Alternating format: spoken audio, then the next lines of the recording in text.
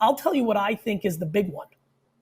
The big one is the thing I just said, that I believe the real craziness opportunity is building a Power Rangers, is building a Smurfs, is building a Raggedy Ann, or a, God willing, or a Disney.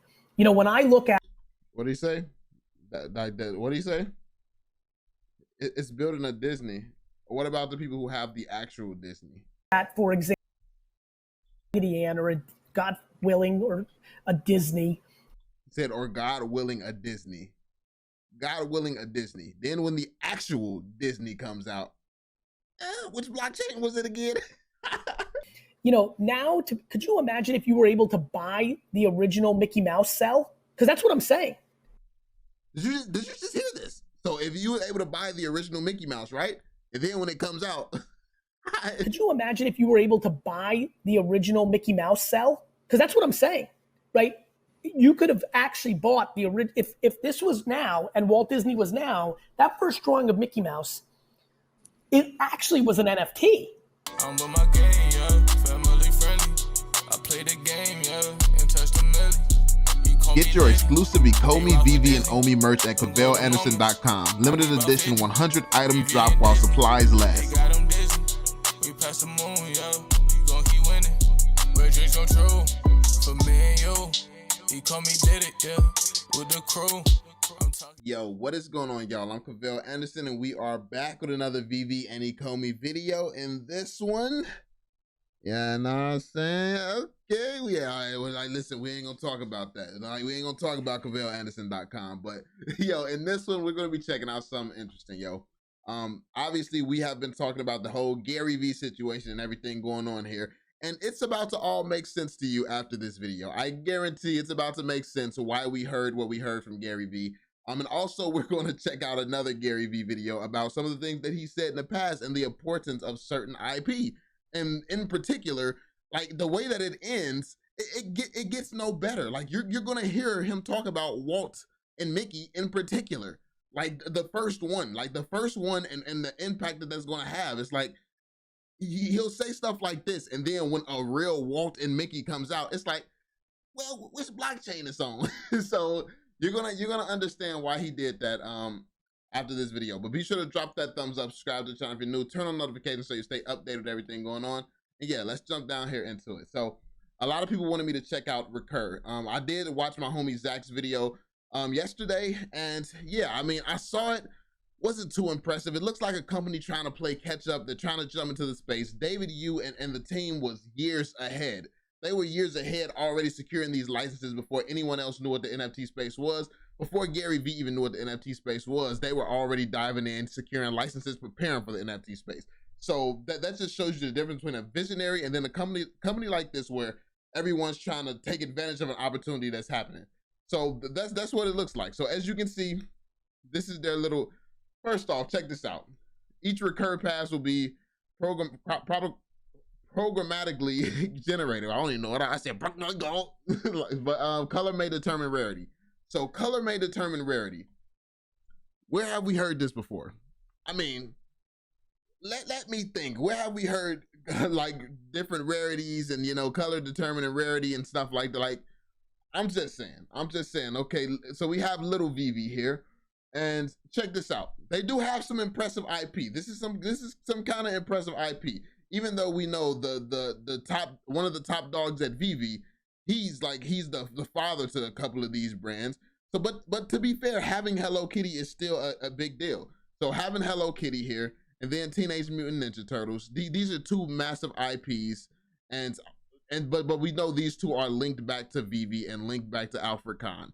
This one, Rugrats, I can't lie. Listen, I'm kind of salty about this one. I want to see some Rugrats on VeVe. And to be fair, what we're going to see next on this list leads me to believe that more than likely we can still see all of these IP on VeVe. But I was just hoping like VeVe would be the first one to release the Rugrats. And to be fair, these guys just are promoting pictures. They could still be the first one to actually release Rugrats. But I mean, we never know. We never know what's going to happen. But yeah, Rugrats, I can't wait to have some Rugrats, some Rugrats NFTs. And I mean, yeah, I don't know if I'm going to dive into Recur, more than likely not. But if it comes to VeVe, I'm definitely copping. But check this out. So this is why, like, things should all be coming together for you now. But first off, this is why I'm not too concerned about them having this IP, because they also have Star Trek, and we already know for a fact we have Star Trek because the NFTs are already on the blockchain, minted, and on VeVe. They're on the VeVe platform. So we know we have Star Trek already, which means we could potentially have all these other licenses already as well. So, but now everything is starting to add up. Everything should be starting to add up for you. Why he would say, okay, what blockchain is it on? What if the people want it to be this blockchain or this second thing? Like, maybe it's not the first, but it's the first over there.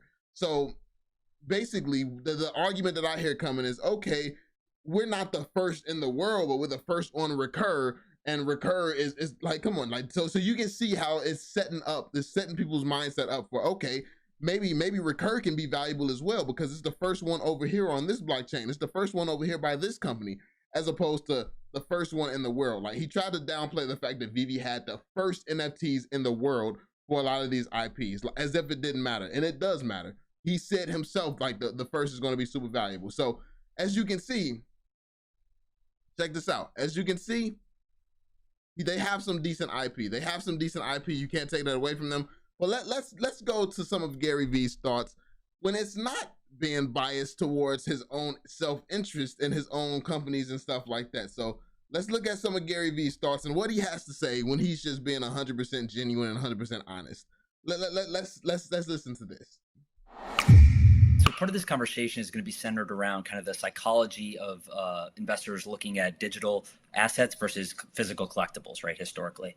And I like to group them in kind of two buckets, which is people that have done well have highly engaged audiences and they have great creative on the digital collectible space. But the ones that haven't performed really well kind of stop there. And the ones that have performed really well usually have some type of special access or a utility of some type that's desirable, right? So how do you think of that? And maybe this can kind of lead us into your new project, VeFriends. And let me add the third one, which is actually the... What's kind of funny is like the VeVe community was roasting his VeFriends after he said what he said. I mean, it's not funny, but it's funny. Like, hey, y'all, it's y'all savages, man. If y'all was involved in that, y'all savages. Y'all gotta chill. Y'all can't just be attacking people because they want to downplay the project. I mean, you gotta, like, what I've learned is just to let it happen. Like, as much stuff as I've said that's come true in this community and people constantly doubt and they continue to doubt, it's like you get to a point where if you know, and you just let it happen, let it play out, and then say, I told you so later. People get sick of hearing, I told you so. And people definitely get sick of hearing it from me, because, I mean, common sense should tell you to stop doubting what I say. Like, at least consider why I think the things that I think. But nobody thinks like that. They're like, oh, he's been right 8 months straight, and I'm still going to just doubt him and dismiss what he says immediately. It's like, if I see somebody constantly right, I'm going to at least try to factor in how they're getting to this conclusion, then make mine. But no, they just, oh, he said it, dismissed. It's like, okay, keep being wrong. So yeah, answer of VeFriends. One of the reasons I did the conference and some of the access was I was watching a lot of people with big audiences just do it JV with the digital artist. So I was like, you know what? Yep. I'm aware, I'm self-aware. I know people are watching what I'm doing. And so let me show Novak Djokovic. I'm a fan. Hopefully Novak sees this, and his NFT project isn't outsourcing some digital artist to do a good picture of him. It's having a golden racket that lets you hit with him, because I would want that. That's cool. So believe it or not, VeFriends didn't start out with VCon, the 3-year conference that came with it, or all the other stuff. It was a reaction to what I was seeing in the marketplace and knowing that I thought I could add to the community. What it started out as is what I would say is the third bucket, Joe. I believe. So, I mean, I just want to start right here and say that he's still developing VeFriends. Like, he just caught up to the NFT space, just started figuring out what's going on, and he's maneuvering. And to be fair, this is what makes him a great businessman. He sees an opportunity, he's capitalizing, he's learning, he's studying and things, and this is great. But I do just want to put this into perspective. The reason that he's not going to mention VeVe, especially praising VeVe, is because they're visionaries who are 4 years, they were 4 years ahead. They started this years before he ever thought about starting a business. Like, VeVe was already years ahead of everyone else. Like, it's a difference between a visionary and a good businessman. He's a good businessman. He's not necessarily a good visionary. I mean, I wouldn't say not a good visionary, but it's like, what he does is similar to what I do. I don't consider myself a visionary. You can pay attention, you can study something, and you can see the direction that it's moving in. All that is being pretty analytical. That's not being a visionary. Like me, when I call things, I've been right for 8 months straight, not because I'm a visionary. I'm reading a plan laid out by visionaries. All I do is read Ecomi's plans. I listen to what they say. I take them seriously. And also I have a business background. I have a background in programming, so I actually understand it. I use all of my experience and I decipher what their plans are, and I just present it on YouTube. That's all that I do. And it looks like I'm some type of visionary or something like that, simply because I just listen to them. So that's where the true visionary is. And that's similar to what he does, more so than actually being ahead like David Yu. So this is what he has to compete with someone like David Yu. He's coming into a space where he's competing with visionaries. And while not being one, while just being analytical, yeah, your odds are not looking too good of being able to compete against VeVe. I'm just saying. So it makes sense. Believe that in these next 36 months, 4, that is going to be a random number, whether it's 1 or 12, I don't know, but I'm going to use the number 4. Let me use 5. It's my favorite number. 5 meaningful intellectual properties will be NFT native and then built up. 5 meaningful. So Transformers was a toy that used cartoons as an 80s vehicle propaganda machine to build a toy business that later, in essence, we're sitting here now all these years later, we both recognize as a billion-dollar intellectual property. Pokemon used a card game similar to Magic the Gathering, because they saw that thing brewing, as the starting point, Joe, to something that has now become one of the most, if not the most valuable intellectual property in the world. Star Wars. Which VeVe has, by the way. I like it's speculation that VeVe has some of the others, but yeah, Star Wars is a fact. It's released on VeVe. But yeah, you can see he's mentioning how important and valuable these is and how they're going to be in the NFT space. And then when they come, it's like, oh, it matters with the context of which they come. Is it on blockchain number 1 or is it on blockchain number 13? Like you see. So you can hear his honest opinions when it's not biased, when what he thinks. I guess maybe he thought like, but the thing is, he has had meetings with VeVe. He had meetings with VeVe, and more than likely, if he's not partnered and under NDA, so he can't really talk about it, then he just, the deal didn't work out. More than likely, he wanted more than he may have wanted more money or something. Like this is speculation. He may have wanted more money and VeVe wasn't willing to pay him that, because obviously, clearly, VeVe don't need him. But yeah, I mean, who knows? Who knows how that deal went? Why it didn't work out? If it didn't, yeah, I mean, who knows? Joe used movies. Harry Potter used books to build these multi-billion-dollar intellectual properties. So I think, Joe, everyone's talking about just the asset collectible. Now we're starting to see, and VeFriends definitely did that, and you're going to start seeing, I'm already hearing a lot of rumblings, which I'm excited. I feel nice to be part of the lineage. People have stopped their projects and they're starting to make it more thoughtful with access and events. And that's great, because that was always the promise of NFTs. The OGs that were way before me, that I pay the most respect to, they always, Blau himself did a concert. Like, this has been there. They've been waiting for this. VeFriends is one execution, but I'll tell you what I think is the big one. The big one is the thing I just said, that I believe the real craziness opportunity is building a Power Rangers, is building a Smurfs, is building a Raggedy Ann, or a, God willing, or a Disney. When I look at— What do you say? What do you say? It's building a Disney. What about the people who have the actual Disney? For example, Raggedy Ann, or a, God willing, or a Disney. Said, or God willing, a Disney. God willing, a Disney. Then when the actual Disney comes out, which blockchain was it again?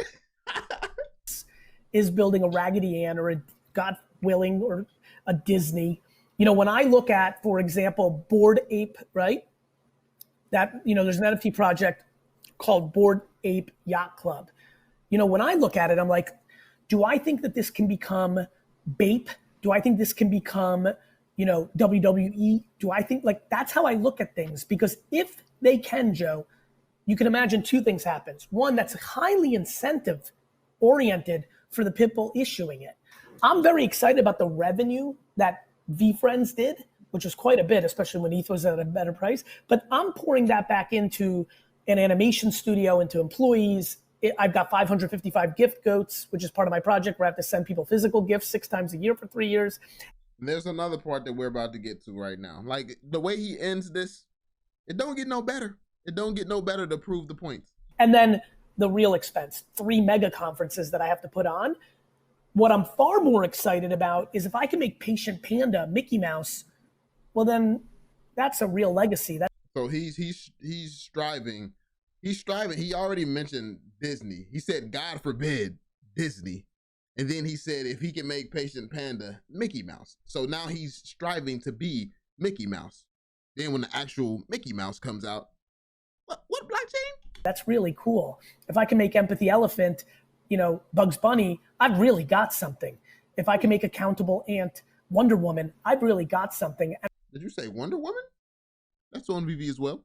Just saying. VeVe has Wonder Woman. And I actually predict, which I don't like to do, but I predict that, in 15 years from now, I'll clip, how I like to clip old clips, Joe? It'll be me and you right here. And it's going to be because Karen created the new Hello Kitty and it started as an NFT project, which for me as a collector is really exciting.